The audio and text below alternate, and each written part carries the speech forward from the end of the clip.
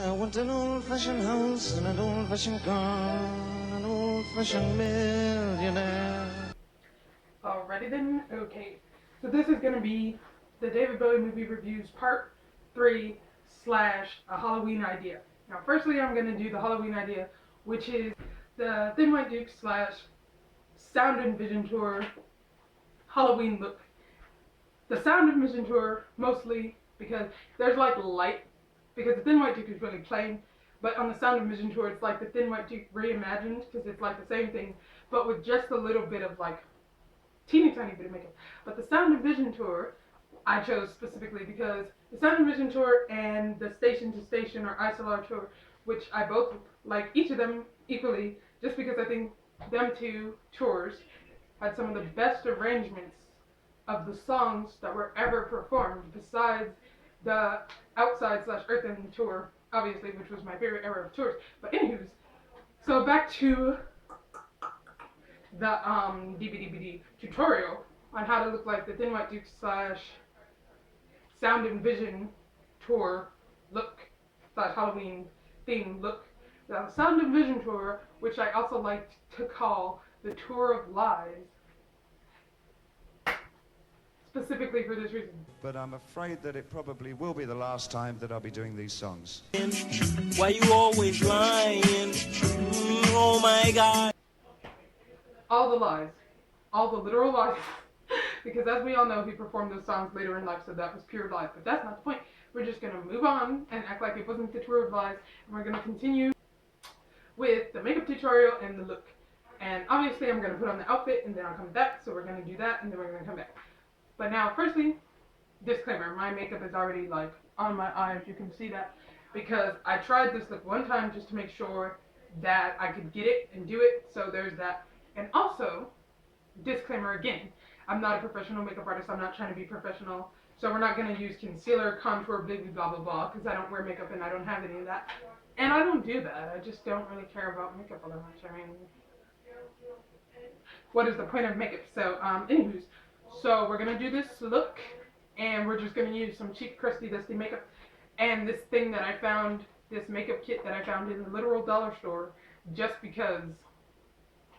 Makeup from the dollar store, I mean, okay, I found it in the dollar store, so that should be good. So, that's what we're going to use to recreate this Sound and Vision Tour / Thin White Duke look. So, let's begin.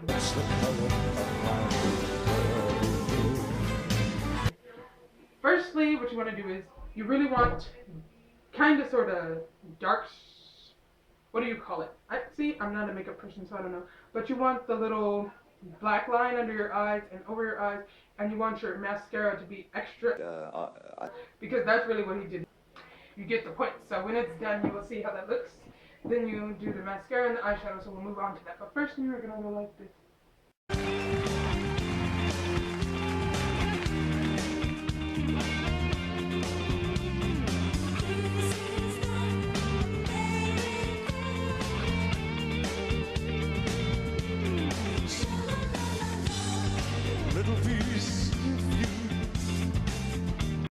Have your eyes done, the blackness around your eyes, doesn't matter if it's not completely done, because we're going to fix that with mascara and eyeshadow, see?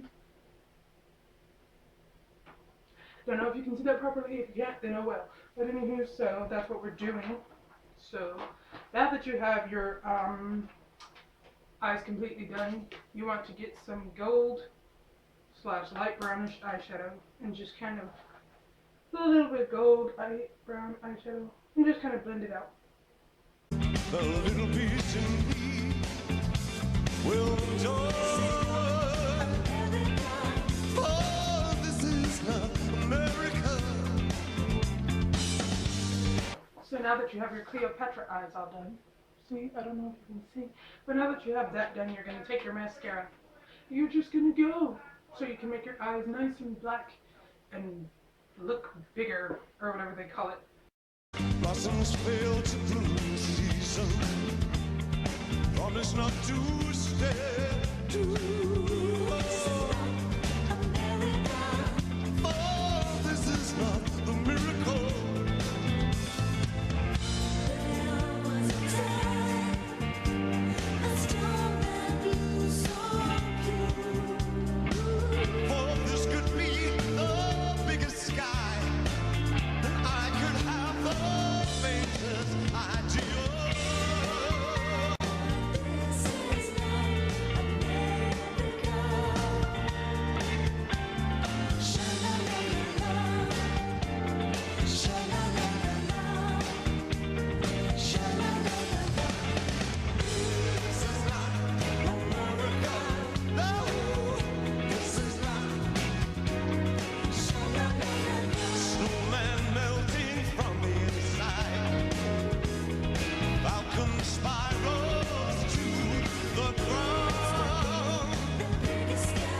now that you have your lips all extra glossy, your eyes done, and your hair pulled back, You put your glitter on, I'll put my shoes on. now that you have the look and outfit all completed, you can now go and shake your bony butt cheeks. So now you must go like this and do the bony butt. So get your guitar and try to play Young Americans very badly, which is what I will do now.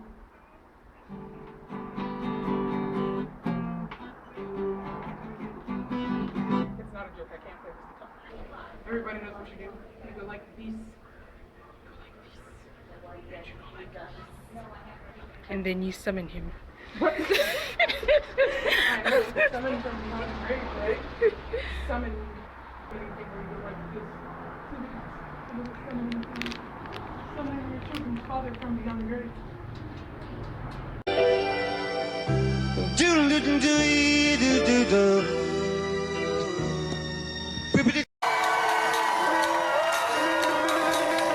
See the great white skull. Alrighty then. When that moment when you finally get back to your movie review like 10 hours later. Anyways, this is Rebel. And he was 1 for 50 cents. Well, so now he will be my own child. It is okay. Anyways, so now he will be in the movie reviews. So say hello. That just scared me so much. You can't see it, but I just had a heart attack. Oh my god. Anyways, so now we are going to do part 3 of the movie reviews, which is just a gigolo. So now we're going to start with that movie review. When the movie is opening, it's in like sepia tone.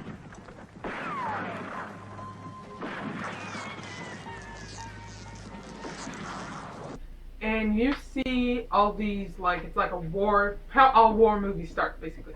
So this is like 1920 something, 1930 something, 1920 something, right before, basically right before the Holocaust, right before blah blah blah and all that happened in Germany. So that's like where the movie starts and where the movie is ending up going. So okay, so first we see David Bowie. He plays Paul in this movie. First we see him. Oh, I forgot. Kim Novak is in this movie. And if you know me, you know I love Kim Novak because Frank Sinatra movies. And so she's in this. So that just makes this movie 48,000 times better. So anyways, so let's continue. So, okay, so first we see Paul. And he's in the war, blah, blah, blah. And he's talking to this man. Yes, follow me, would you? Welcome to the front, Lieutenant. Or whatever. And everybody there is like, they're in like the little holes trying to hide, kind of like in every war movie ever done, when they hide in the holes trying to not get blown up or exploded or whatever. So basically, then something happens and all the boys are celebrating. They're like, yay, the war is over, blah, blah, blah. And the man is like, no, the war is never over. It can never be won, blah, blah, blah. Yes, sir, the chaps are... But it's an allied trick. They'll do anything to distract us from our course. The war will never be over while we're losing. And everybody gets out, or everybody stays in and runs a different way. But them two, Paul and the war regiment man, stupidly run this other way and they both get exploded. And I'm like, this is why. Bruh. Well, they show him exploded on the floor. And he's not dead, but he might as well be dead, so that's not the point. Okay, so we move along and he's in the hospital. And they have the nurses and everybody there ready to play a celebration song when he gets up being like, yay, he lived, blah, blah, blah. And then the lady, and he's like trying to tell them something, and the lady is like, what are you trying to say? Because he goes to a hospital in France.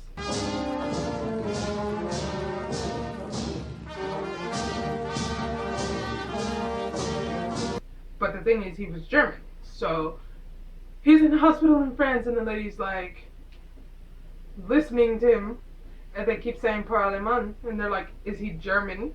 And he's like, "Yes, I'm German." And they're like, "Oh my gosh, what is this?" So then the man gets all mad and is like, "How could you do this to us?" And I'm like, "How is he supposed to know that they're gonna be like this and that? How is he supposed to do anything? He's not even discombobulated after you get exploded in the war, so why?" But so the man is like, "How dare you do this to us? You're so evil, you're this and that." and takes away all the stuff that they had in the room and is like, you trash, you this and that, blah blah blah, how could you do this to us? And he's just like, okay then. Sleeping in our beds. We saw our pillows. Looking at our girls.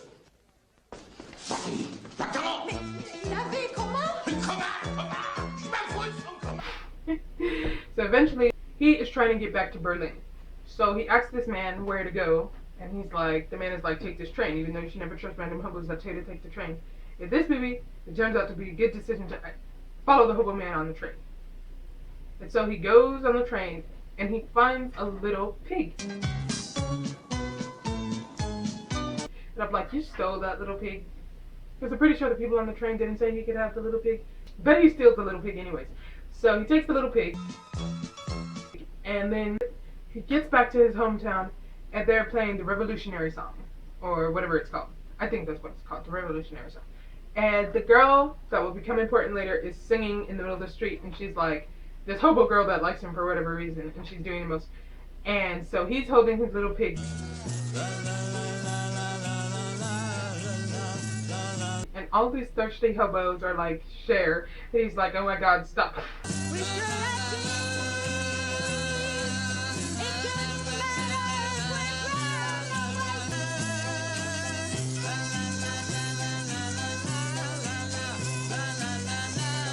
Go away. Because he has this little pig. The little pig was not made for bacon. It's not for you hobos. It was for him. It was his little pig. And they're trying to steal his little pig. And he's like, get away from me and my little pig. Don't ever talk to me or my little pig ever again. So he starts running away from the people. So eventually he gets in his house.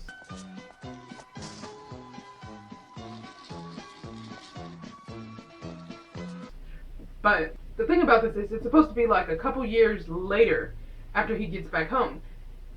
Or a couple months later, a couple years later. He'd been in the war now, it's a couple years later. And he came back home, and it's supposed to be the town is so different, and everybody's different. Nobody acts how they used to act. But we'll get into that in 2 seconds. So he gets home, and he keeps looking around the house, and he keeps seeing all these random people, and is like, what is this? Because he lives in like I guess he has money, or his dad was in the war before him, so they have a nice house, whatever. And he is like, what is this? All these random people around his house. But also everybody still wants his little pig.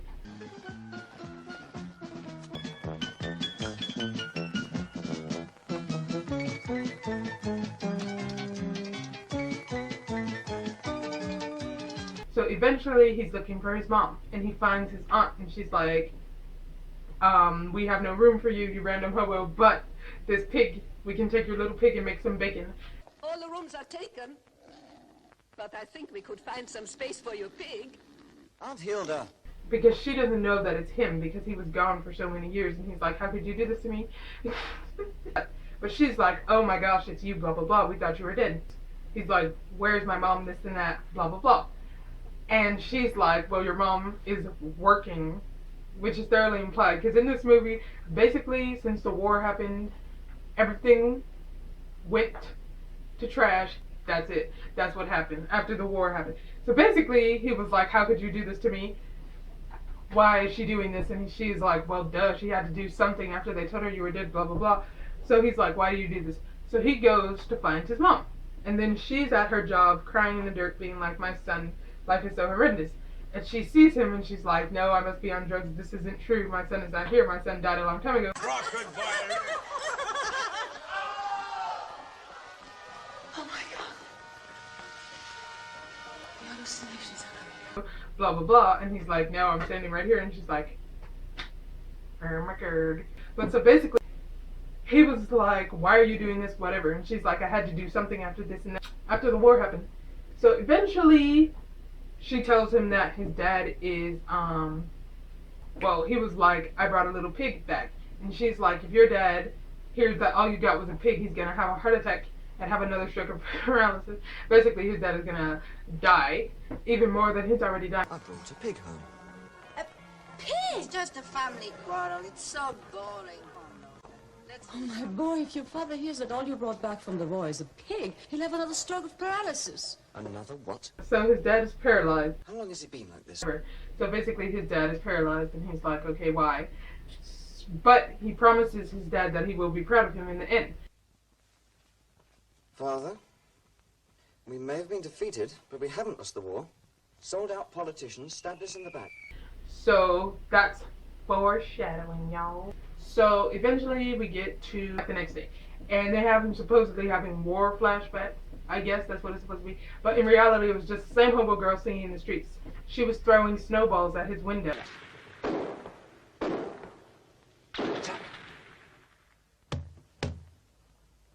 Paul! Paul! Like a ratchet, because that's what she is. So then she's basically like a poor ghetto hobo, and he's like from the rich people's side with money. And so his mom, the girl, is a hobo, and she like comes through the window, I guess. She crawls out like the sliding doors of her house and like slinks to their house. Crusty hobo girl, I know. Anyways, so she's in like their kitchen, and his mom is like, "Ew, kidding you not?" And she's like, ah, "Well then." Oh, silly. To what do we owe this unexpected visit? Because she's basically like, this raggedy hobo girl needs to be gone. These lower classes. And she's like, well then. So then she goes with him. In this whole movie, she keeps trying to be with him. And he's like, nobody wants you. So she gets in there and she's like, what are you going to do with your life? And he's like, well then, I'm a officer, blah, blah, blah. And she's like, at least I'm doing something. And he's like, I know you sing in the street. This is Pension Brigazzi. Like Kempinski, Brigazzi. You say it in the same breath. By the way, did you know that I'm one of the working class's most popular artists? Well, I know you sing in the streets. Oh my God. And she's like, how could you?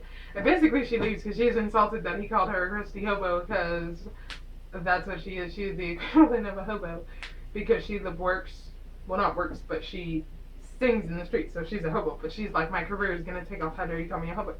So eventually we get to this part, and since he needs a job, he decides to work at where his mom is working.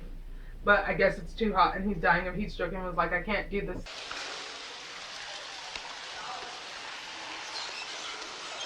Are you around, my boy? These hobos, I can't be surrounded by these crusty hobos much longer. And the man is like, I have a job for you. And he's like, no, you did too much for us already. I can find my own job. I have a friend who has please, Major. You've done quite enough for our family as it is. I am capable of finding my own employment. So he goes to find a job. It decides to be a bottle. Get in. Come on, quick. Ow! Hello? Help? I can't breathe very... Oh! They're beer bottles. And I'm like, this part is so funny. Because the man be like, stop trying to act like you're $1 million when you're $2. All bottles. Enough. Hey, come on. Stop pretending you're champagne. So basically, he's a little bottle. And I'm like, why does he fall over in every single movie? Falls and dies. But so he tries to get in his little bottle. And basically, this whole movie is just the point of that he's a failure. And he fails at life. So if you ever want a relatable character that fails at life. Linking us. What does it?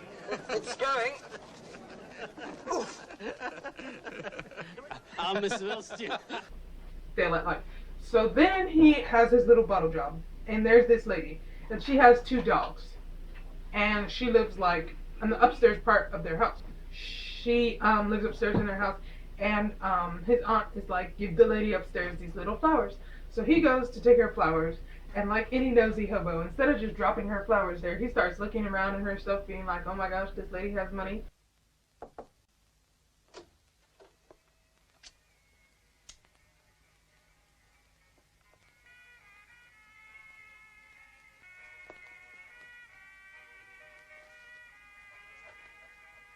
This and that, how does she get all this stuff? This stuff is so nice. And one of her dogs comes out of nowhere and starts jumping on him and is trying to do stuff to him. And he's like, why is this my life? She eventually gets to her room. And she's like, why are you in my room? And he's like, I was trying to give you these flowers. And she's like, yeah, right, get out. And he's like, okay, I'm leaving. And she's like, can you move your bottle like a crusty hobo? And I'm like, nobody asked her. She can walk around. Anywho. So she asks him to move his little bottle off the stairs. I'm very sorry. Is that your bottle blocking the entrance? Yes, it's my bottle. Would you move it away, please? Yes, of course. Because he actually was in such a rush to move his little bottle down the stairs because he was trying not to be a failure at life. He dropped his bottle down the stairs.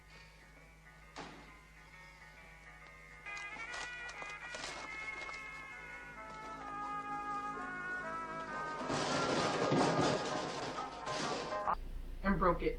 And that was bad because the man said if you don't bring back your bottle then you don't get paid. So therefore he already failed at trying to get some money. After he drops his bottle down the stairs, he tries to go and steal somebody else's bottle. But the other person has their little brother outside guarding their bottle like, try me.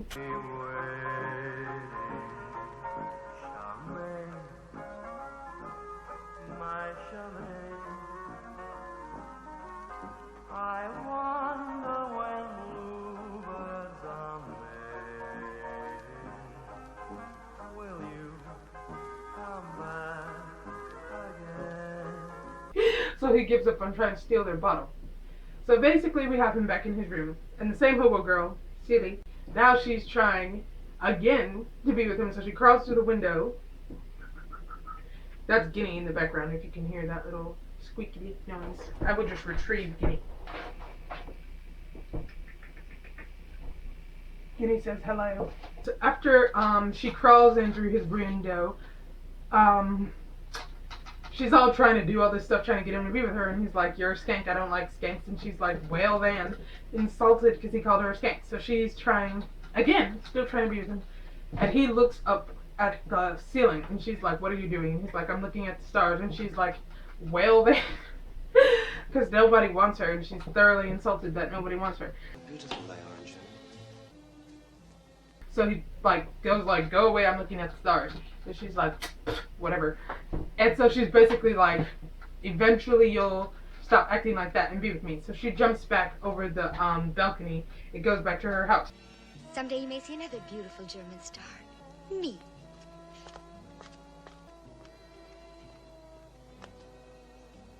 Night.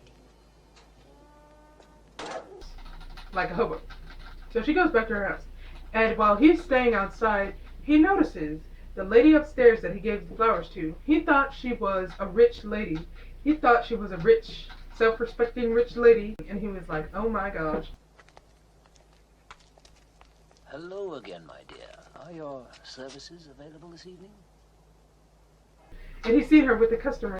No, she looks at him and she's like, what are you looking at with your nosy self? And he's like, I wasn't looking at nothing. So he tries to act like he wasn't looking.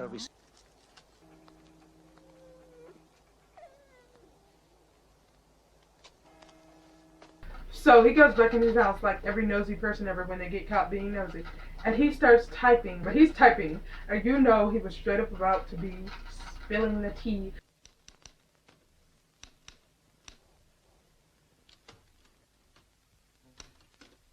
But then she walks in there and he's like, oh my gosh, puts the typewriter away.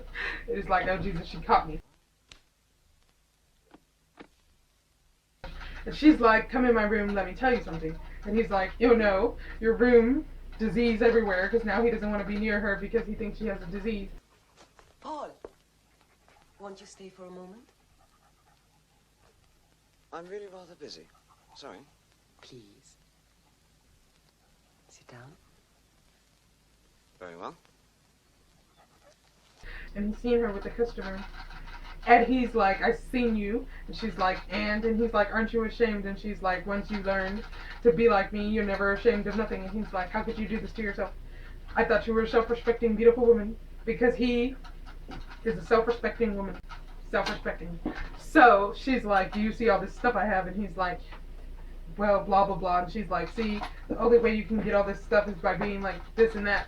And he's like, but the way the world was before. And she's like, the world's not like that anymore. You learn to make money. So just get with the program. He learns that that's just how things are. He's like, do you think that the world will go back to how it was? And she's like, no, it's not going to go back, so don't even try. So basically, he failed at his little bottle job, so he failed at that. So he goes to, like, this military man is like, hey, I have a job for you. So basically, this man is like, that's why the part about the Holocaust part is important. Because this man is basically, like, supposed to be, I guess, like Hitler, and is starting the kind of Nazi thing in whatever.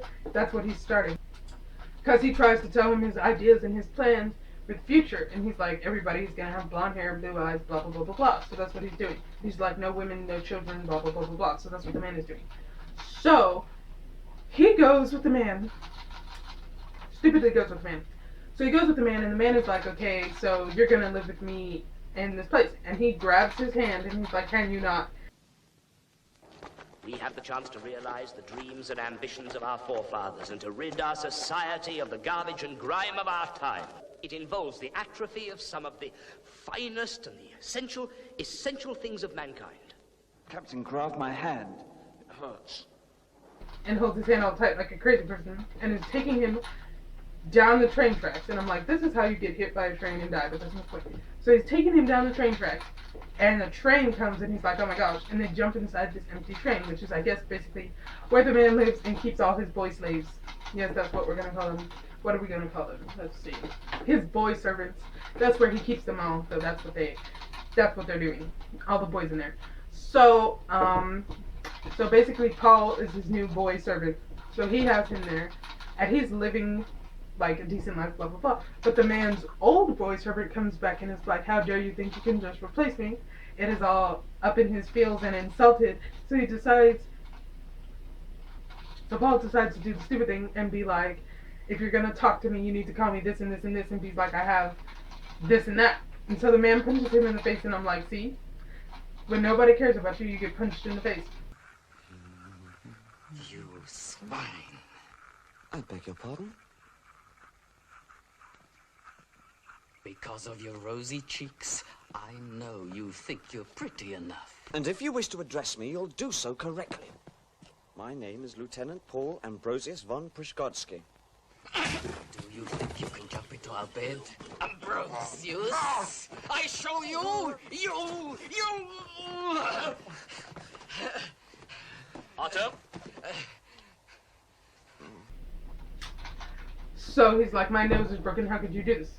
Oh, I forgot, there's two ladies, these transition ladies. Like, they do the transitions between, they help with the transitioning of the, movie. So yeah, eventually it transitions to the next year or whatever. And it's like Christmas time, I guess. And his aunt and his mom have a duck. And they're trying to kill the duck. What are you doing, Guinea? You're wet, Guinea.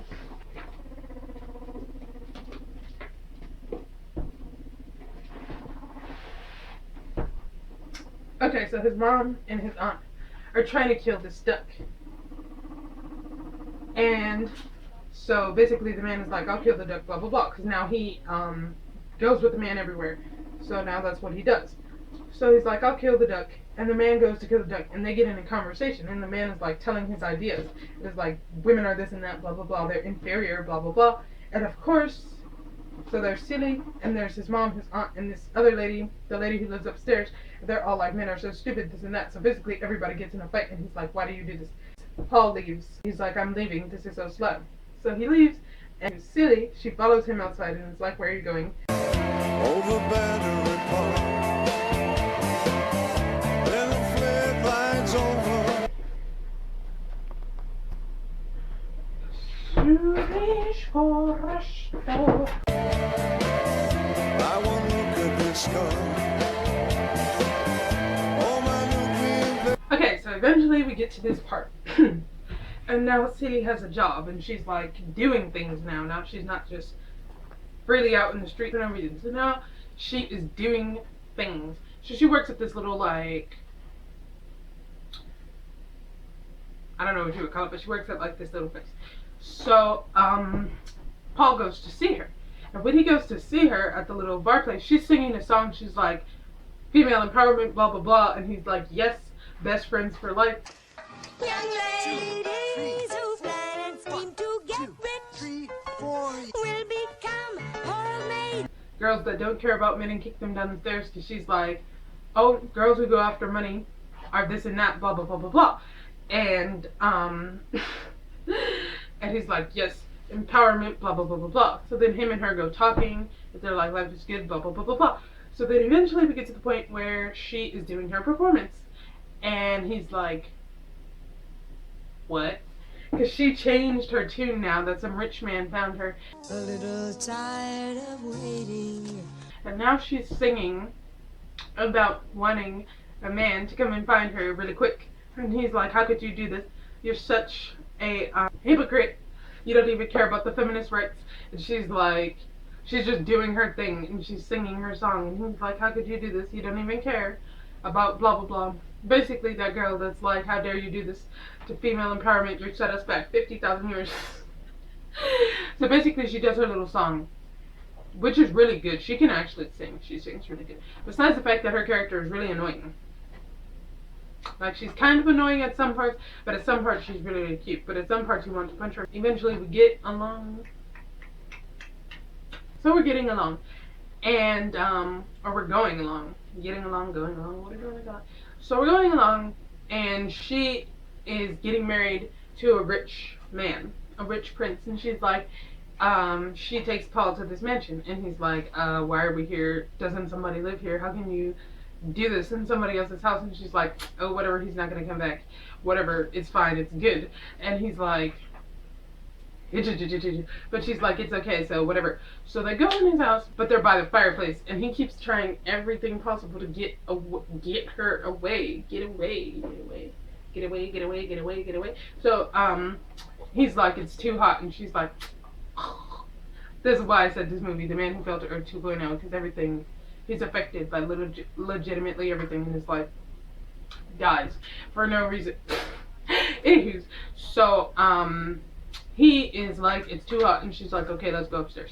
So we get to the next day, and like, he's taking a shower, washing up, blah blah blah. You know how you do in the tub, you're all like, la la la la la, life is good, life is amazing, life is wonderful, bliss.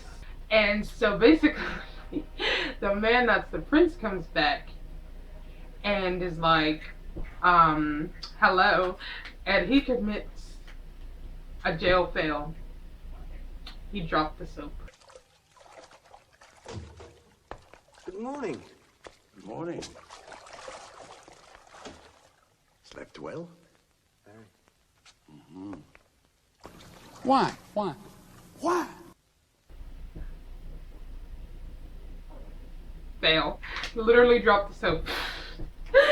But he was trying to get him a rich man too. So while all this is going on, while he's talking to the prince, Celia is getting her Hollywood deal signed. So she's going to go to Hollywood, and she's like, oh my gosh. And then we get back to Paul and the prince. And this part makes me so annoyed.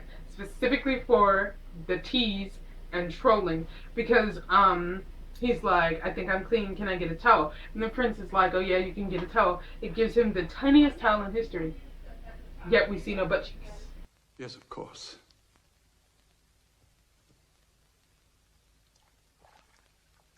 Thanks. Awfully.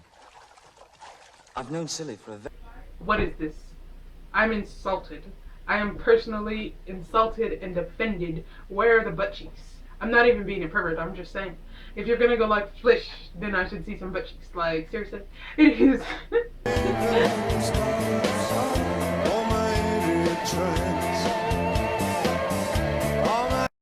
Or we go to like a couple of days later, and he's like just living like, why is life so horrendous? And so he goes looking for Celie, but the one that works at the place with her is like, she's gone, she moved to Hollywood. And he's like, why would you do that? And she's like, because she didn't care about you, so bye. And then he's just like, why is this my life? So this other boy, trying to get a date too, was like, hey, you look like you could use this and that. My face is bleeding. Anywho, so the other boy is like, hey, you look like you could get a job, blah, blah, blah. You look like you need somebody to hang out with. And he's like, yeah, my life is horrendous. And the other boy's like, come with me, and I'll teach you this and that. The money is excellent, and the dress is more than suitable. You look as if you're free tonight. How perspicacious. Now, so the other boy is like, come with me, and I'll get you a job, and you get paid decent money, blah, blah, blah, blah, blah. So he's like, oh my gosh, good, cool, let's go. So they go, and he's like, all you have to do is dance with old ladies. And, but you know what they mean. Not all these old ladies just want to dance. He goes to dance with the old ladies. And the, this is Marlene Dietrich. and her. So she's like, come here real quick. And he's like, hey, hello. And she's like, you dance really, really good. We like you. It's good. And she pays him all this money. And he's like, oh my gosh. This is right when he realizes that he's one of the girls. You dance quite well.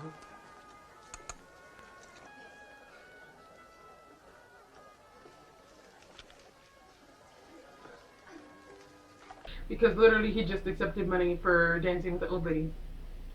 So he's just as bad as the lady with the 2 dogs, but that's not the point. He doesn't realize that. He doesn't realize that yet, though. So, anywho, she's like, I'm a part of a regiment that I call the J-Los. I'm the leader, blah, blah, blah, blah, blah. These are all the boys. And she's like an old lady that rents out boys for the old ladies. So, and that's what happens. So he goes home, and this rich lady is at their house. And this is Kim Novak. And I'm like, yes. So, anywho, the rich lady that lives at their house is like, tears, my husband died, blah, blah, blah, blah, blah. I'm sorry, dear friends. I cannot stay. You see, I've had a slight mishap. My husband, the general, he died of stroke this morning. And they're like, oh my gosh, so tragic. So they all go with her to the funeral, and then they're all really so wrong.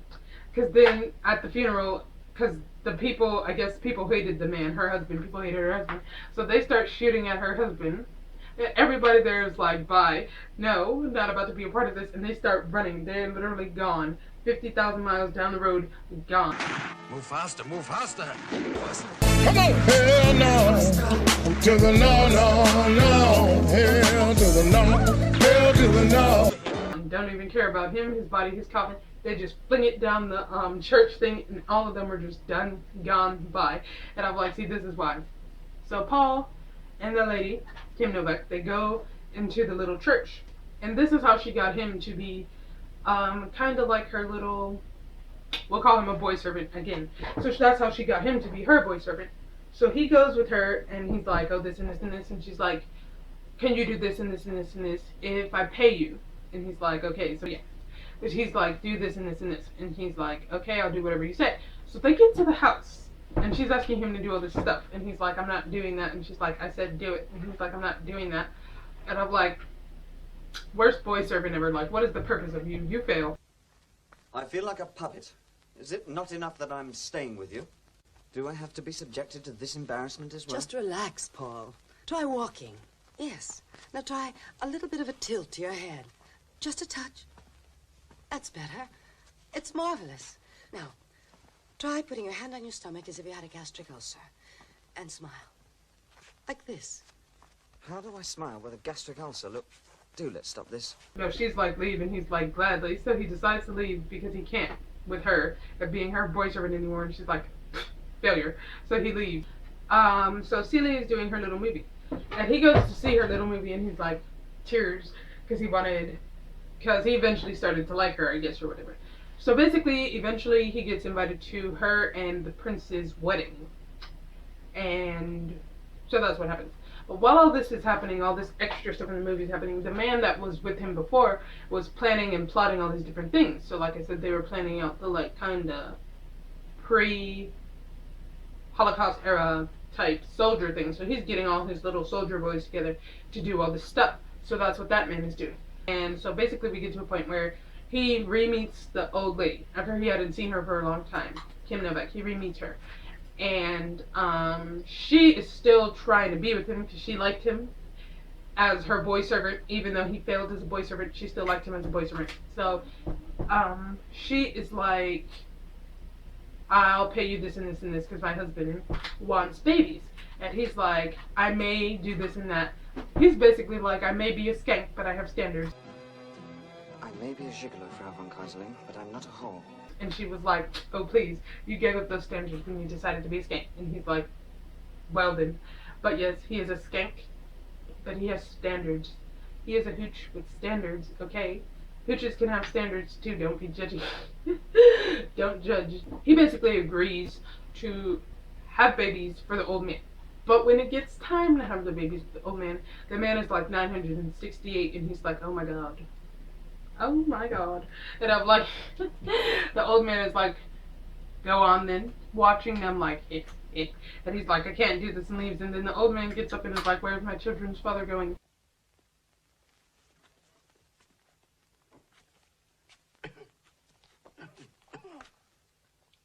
And he just leaves, and the old man is like, well then, I didn't pay for this. So he leaves and is like, bye. So eventually, we get, I probably cut out a whole bunch of stuff again, but, so we get to the part where, it's, Celie and the prince's wedding. And, like, they're doing all this stuff, blah, blah, blah, blah, blah. Him and her have rekindled their little relationship, because they kind of got away from each other. And now them two are back together, they're, like, talking, or, like, this and this and this. So all this stuff happens. And, what happens? Oh, yes. She pays him in a necklace, and she's like, you can have this necklace for this amount of money, and you can go to, she finally gets him to be with her, because she pays him in this necklace. That she was like, this necklace is worth so much money. And he's like, okay, this and this and this. So he takes the necklace, blah, blah, blah, blah, blah. They have a good time, this and that. Meanwhile, the whole time, the man with his little regiment of boys was plotting and, like, messes up the party or whatever, while them two are off doing things. Basically, we get to the point where him and Celia are walking back outside. And, they're talking, like, they end on a good note. They're like, okay, blah, blah, blah. Like, this and this and this, we're gonna go our separate ways. And he makes the most stupidest decision. And walks towards the darkness. What is wrong with you?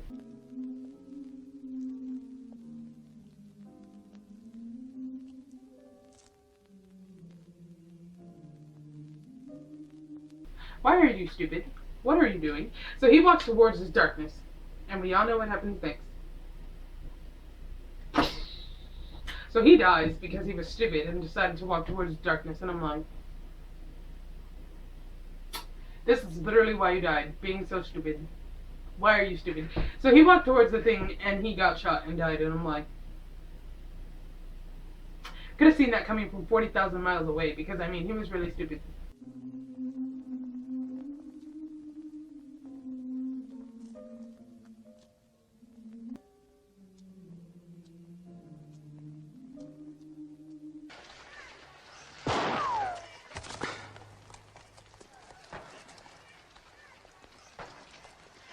So he dies, and of course this part is sad. Like, this part in the movie is sad, but I'm saying, still stupid. It's sad, but that part is still stupid. Whatever. So eventually he dies, and his mom is like, no, this can't be. This happening cannot be.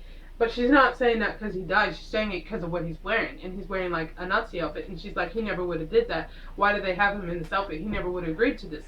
And the man that wanted him to be a part of the thing basically did that to him. He put that outfit on him. It was like he died a soldier, blah, blah, blah, blah, blah. Why are you dressed that way? These things are not his clothes. He would never have worn such colors. Are you absolutely sure he was one of you? And his mom was like, he never would have did that. So then we bring in Celie, and the song Just a Gigolo starts playing, which Marlene was singing. And they play the song, and it's supposed to be all tragic. People know the parks. I'm free. So his dad comes to see him, and his dad finally comes out of his paralysis and looks at him, and that's the one time his dad looked at him.